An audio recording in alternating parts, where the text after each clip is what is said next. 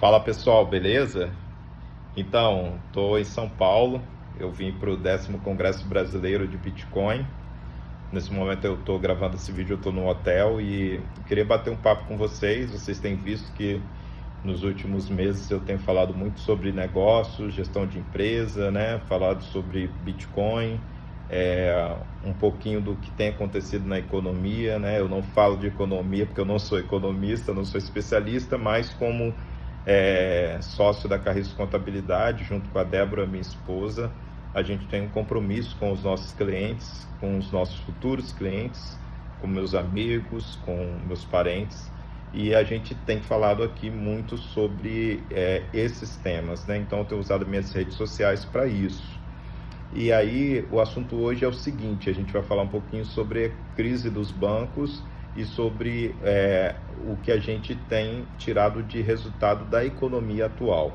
Então o mundo ele tem vivido uma crise econômica financeira, e essa crise está evidencializada aí nas últimas semanas com a falência dos bancos americanos, né? Então, se você não está sabendo, se você não ouviu, procura ouvir, procura ler.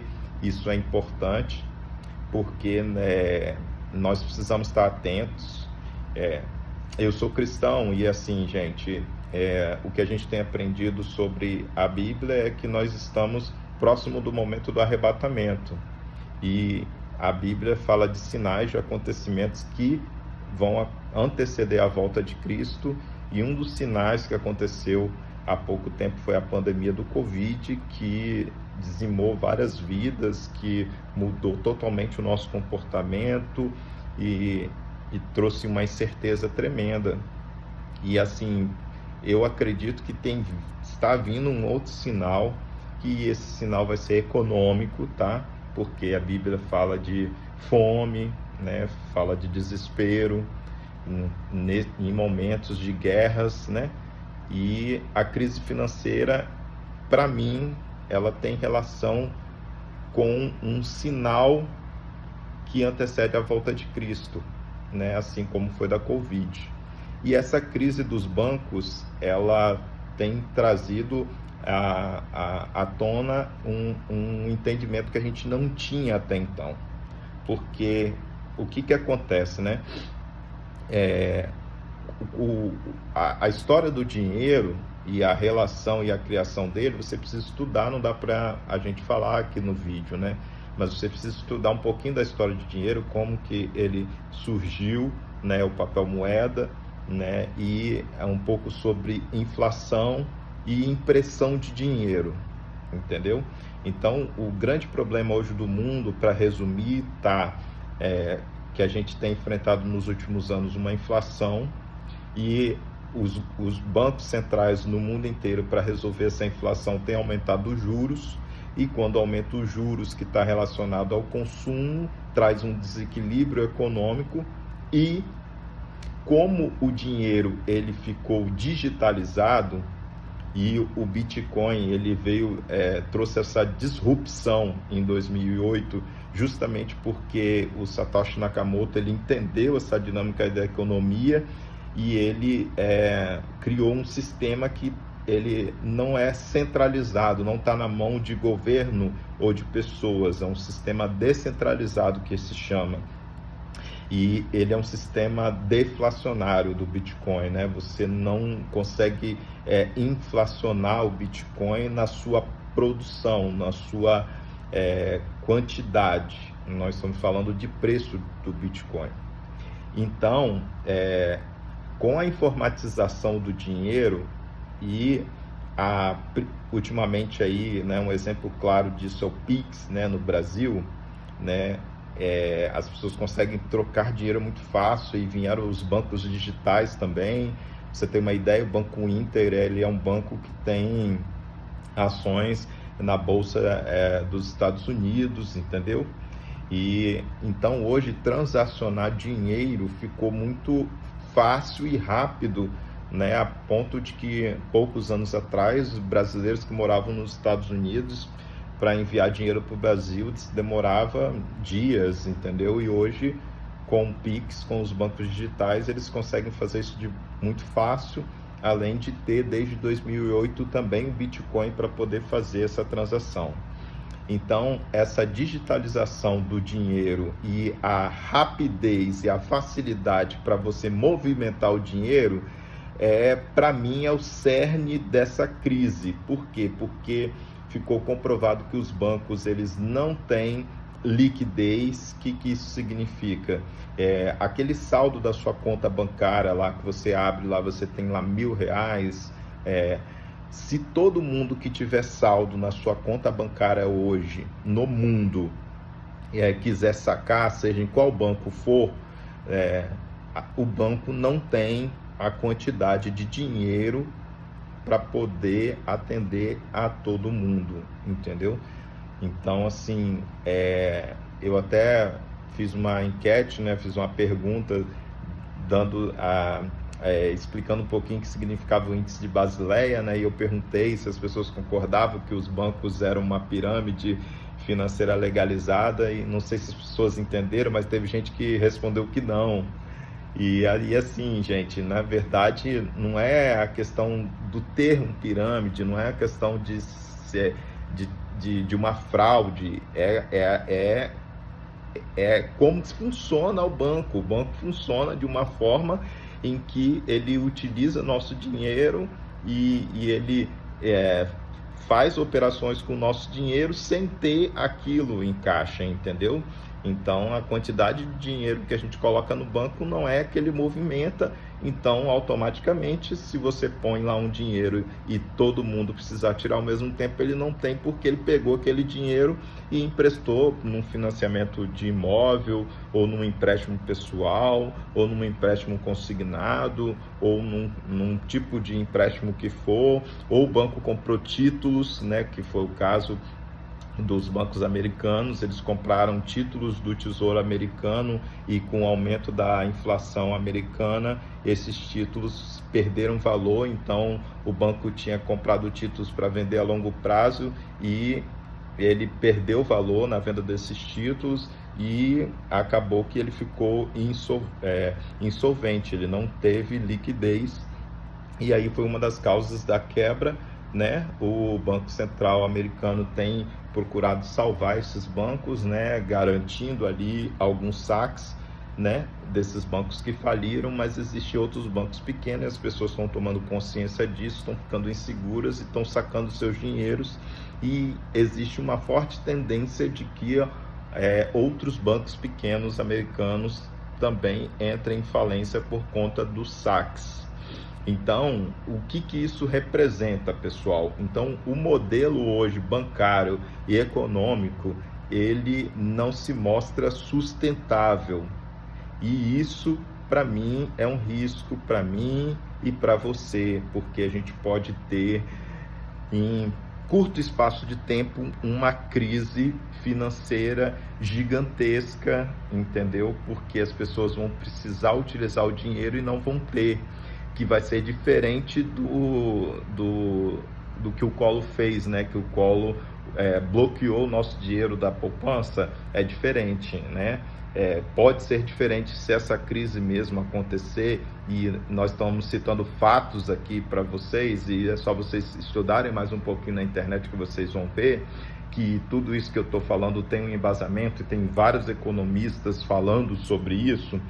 Então, assim, eu tenho ficado bastante preocupado, e assim, o que se tem visto e o que se tem falado sobre isso? Qual que é o escape? O escape está sendo o Bitcoin, entendeu? Então, assim, quando a gente fala Bitcoin, não é uma coisa ilusória, não é nada, não quero saber, não, pessoal. Olha só, o Bitcoin, pela sua criação ter sido baseada nesse exemplo de crise que nós estamos vivendo, ele é o único escape. Por quê? Porque ele é o único ativo que você vai ter paridade com o dinheiro, que vai servir como dinheiro que não é o do Banco Central ou do seu banco, que vai servir para proteger o seu patrimônio, que vai ser por quê? Porque ele é líquido, né? Você tem aí outros tipos de ativos, de bens que podem né, servir como reserva de valor, que é o caso do ouro, mas o ouro, mesmo aqueles que têm, ou até a prata, ele não é líquido, né? Ele não tem uma facilidade de troca, e o Bitcoin ele tem essa facilidade de troca por conta de toda a adoção, né, da transação P2P, né, de pessoa a pessoa ou via corretoras. Então, o que eu quero passar para vocês é que vocês estudem sobre a crise financeira atual, estudem sobre inflação, estudem sobre a crise dos bancos, entendeu? E estudem que o Bitcoin é uma solução. Então, assim, se a gente tiver essa crise financeira mesmo e as pessoas não tiverem liquidez, a gente não sabe como que o mundo vai se comportar, né? Há tempos atrás, se a gente falasse do que aconteceu com o Covid, as pessoas não iam imaginar.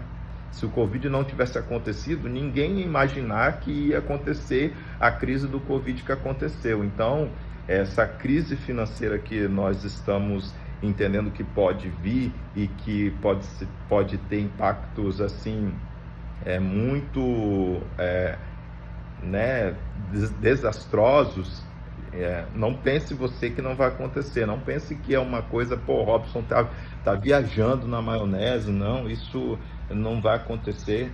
Olha só, estude o que eu estou falando, estude sobre inflação, estude sobre Bitcoin, estude sobre taxa de juros, estude sobre a liquidez dos bancos, né? Se eles são solventes, se não são. Se atente aqui que os bancos centrais estão fazendo, entendeu? Estude, leia, ouça os economistas, que você vai ver que tudo isso que a gente tem falado aqui tem embasamento.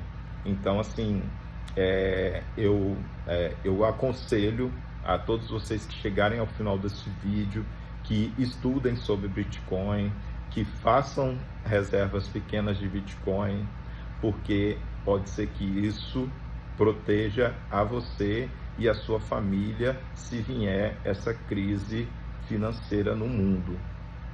Então, assim, eu escrevi há um tempo atrás um livro falando como investir em criptomoedas, né? Assim, não tinha toda essa crise econômica quando eu escrevi o livro, simplesmente eu escrevi porque eu gosto de ensinar as pessoas aquilo que eu faço, então eu consegui escrever, tentei fazer de uma forma simples como comprar e vender Bitcoin, como se proteger da variação do preço. E assim, existem outros cursos, vocês não precisam adquirir o livro que eu escrevi, você tem informações gratuitas na internet, muita coisa. Tem outros mentores que tem curso, não importa se você vai adquirir o meu e-book ou não, o que você precisa fazer é ter Bitcoin, né? Porque a gente não tem, os economistas não estão encontrando uma saída a curto prazo para essa relação inflação, impressão de dinheiro e insolvência bancária. Não se tem uma solução para isso ainda. Então, o sistema bancário mundial hoje, ele se encontra muito fragilizado, tá, pessoal? Então, assim, Bitcoin pode salvar sua família, assim como a quarentena, né, que o pessoal pedia, né, para você ficar em casa, e muitos achavam que era doideira. Pode ser que o Bitcoin te salve, tá? Então, eu queria encerrar esse vídeo fazendo esse alerta para que você estude sobre isso, para que você preste atenção, porque esse simples ato, se isso acontecer, pode proteger você e proteger a sua família, além de que, estudando e tendo Bitcoin, você vai estar construindo patrimônio. Então pense, pegue uma parte da sua reserva, não pegue empréstimo, não use um dinheiro que você vai precisar daqui a 1 ano, 2. Não, em Bitcoin não é assim. Não estou falando que você tem que sair agora e pegar o dinheiro que você tem e botar em Bitcoin. Não é isso. Eu estou falando que você precisa entender como que funciona e ir construindo uma parte do seu dinheiro, da sua aplicação em Bitcoin. Não é tudo, não é 100%, não é para você sair fazendo besteira, não é para pegar dinheiro emprestado, não é para tirar sua poupança toda e botar em Bitcoin, não é isso. Não é conselho de investimento que eu estou falando aqui, isso não é conselho de investimento. Eu estou falando para que você estude sobre a crise bancária que o mundo tem passado, isso não é uma coisa do Brasil, e estude que a solução é o Bitcoin. Então, assim, estude isso, porque se vier uma crise financeira que tem relação com Bitcoin, para que você esteja preparado. Então, valeu, pessoal. Se alguém tiver mais alguma dúvida, quiser perguntar alguma coisa, pode me chamar no privado e a gente pode conversar sobre isso, tá bom? Mas se você não concorda com o que eu falei também, põe aí nos comentários, põe seu argumento, entendeu? Acho que a gente tem que discutir mesmo, né? Eu não estou aqui com 100% da razão, posso estar errado nas análises, apesar de a gente estar usando fatos aqui, índices, né? Mas põe a sua ideia, se você não concorda, escreve por que você não concorda, né? Nós estamos aqui para poder crescer e aprender, tá bom, pessoal? Então, valeu aí, tamo junto, tá?